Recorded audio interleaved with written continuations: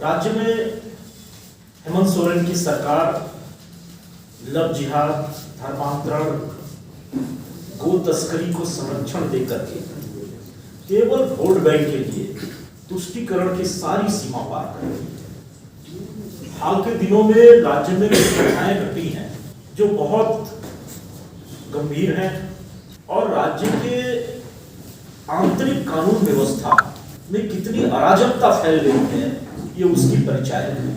अपने पाकुड़ में हम सभी जानते हैं ये प्रिमिटिव ट्राइब का समूह रहता है पहाड़िया से, लगातार आए दिनों रूपिया पहाड़िया से लेकर के पहाड़िया समुदाय के कई लोगों को जिस प्रकार से धर्मांतरण कराना और उसके बाद उनकी हत्याएं हुई,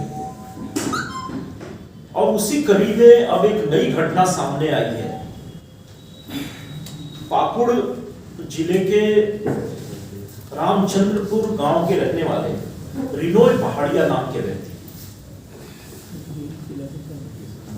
पहले एक समुदाय विशेष की एक महिला सायनारा खातून पूरी योजना के साथ इनसे दोस्ती करती है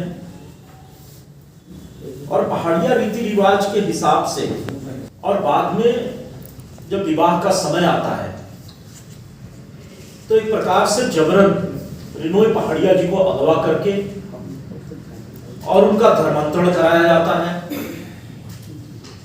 जबरदस्ती उनसे शपथ पत्र पर हस्ताक्षर लिए जाते हैं, उनके साथ मारपीट की जाती है और उनसे गलत तरीके से निकाह पढ़वाया जाता है। बाद में भी वो जब विरोध करते हैं तब उनके साथ पूरे परिवार के द्वारा, सायनारा खातून के पूरे परिवार के द्वारा मारपीट की जाती है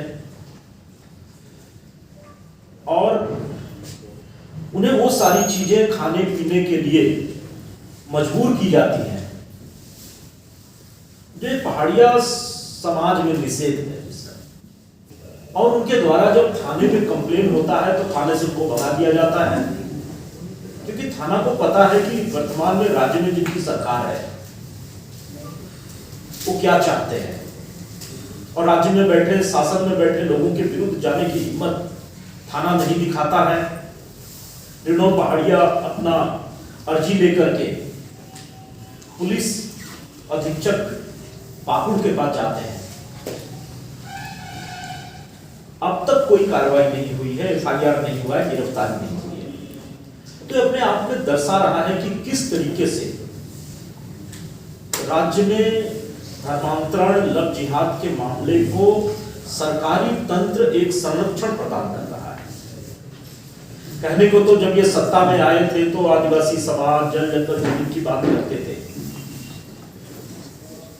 राज्य सरकार को पता होना चाहिए कि आदिवासी समाज का अस्तित्व